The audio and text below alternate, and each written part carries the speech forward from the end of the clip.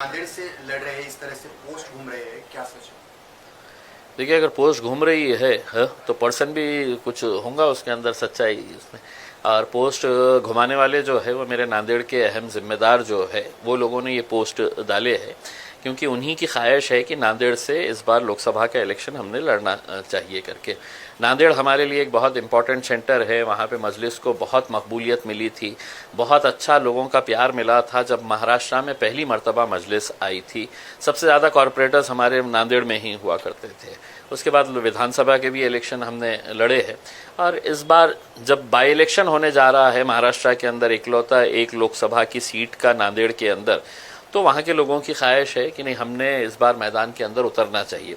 एक तरीके से अगर देखा जाए तो लोगों के अंदर एक बहुत नाराज़गी है, चिढ़ है कि पूरे महाराष्ट्र के अंदर इकलौता एक मुस्लिम एमपी था।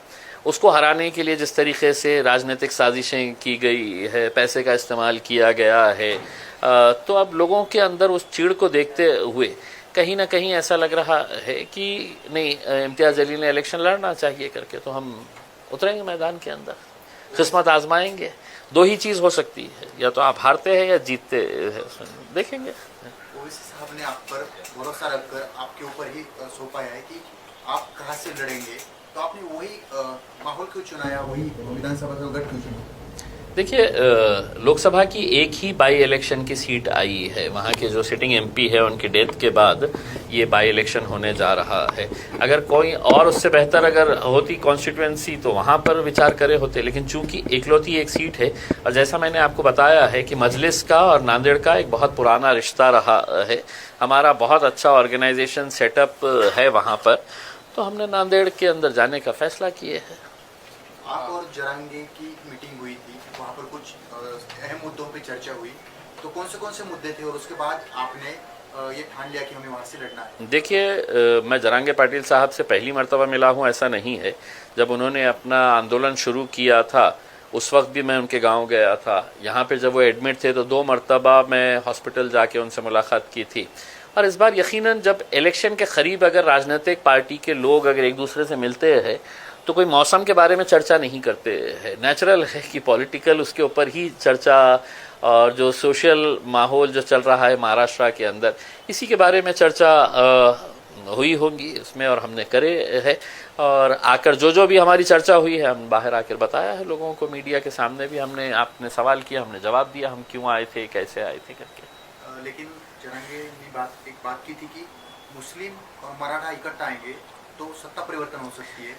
देखिए, जरांगे पाटिल साहब की एक बात मुझे पसंद आई थी, उन्होंने कभी भी मतलब ये नहीं कहा है कि किसी एक जात के ऊपर, उन्होंने कहा कि हम जात और धर्म के ऊपर उठकर हम सभी लोगों को समाविष्ट करना चाहते हैं जिन जिन लोगों के साथ नाइंसाफ़ी हुई है करके उसमें।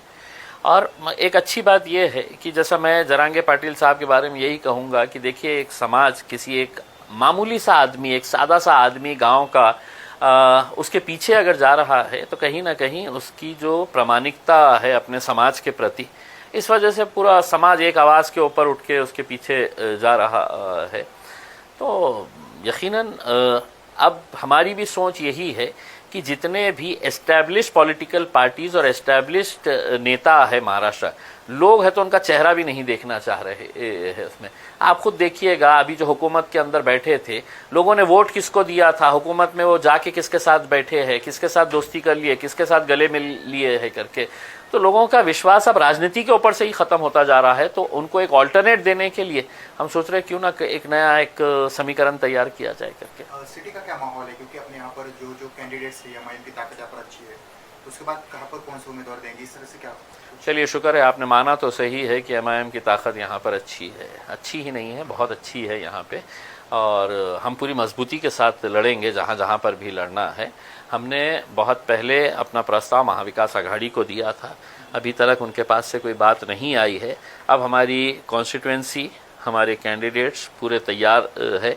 अब हम इंतज़ार कर रहे हैं, या तो आप साफ तरीके से बोल दे हाँ या ना। हाँ बोले तो भी हमारी स्ट्रेटजी तैयार है, ना बोले तो भी हमारी, आप अपनी ताकत दिखाना, फिर हम हमारी ताकत दिखाएंगे। पूर्व मध्य से कुछ नाम सामने आ सकते हैं आपकी तरफ से? हाँ, पूर्व मध्य से आएंगे ना, बहुत सारे लोगों ने फॉर्म भरे हैं, बेहिसाब लोगों ने फॉर्म भरे हैं, उसमें से किसी एक का नंबर लगेगा उसमें।